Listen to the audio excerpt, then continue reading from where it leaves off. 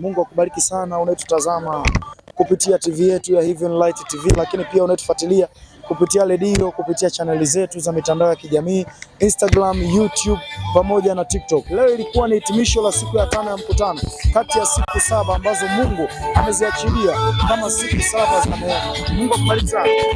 Tunazungumziaje labda hizi siku 5 za mkutano? Kwanza mkutano ambao ulikuwa ni mkutano wa baraka sana. Maana watu wengi sana wakifunguliwa pamoja na shuhuda nyingi sana ambazo wametoa hapa mbele. Labda unanipa la kuzungumza zaidi, mara tumebakiza siku 2.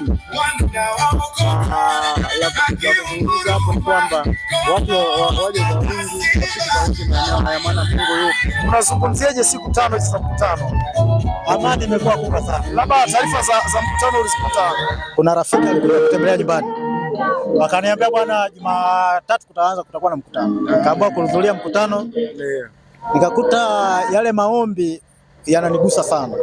Kwanza zile mahubiri na nyimbo, nikakuta napata ufunuo fulani kwenye kitu cha tofauti. Unaweza kujisikia kabla ya kufika hapa na baada ya kufika, labda ni kitu gani ambacho unaona ni mabadiliko makubwa sana? Nilikuwa naota vitu vya ajabu, lakini baada ya maombi naona amani imekuwa kubwa sana.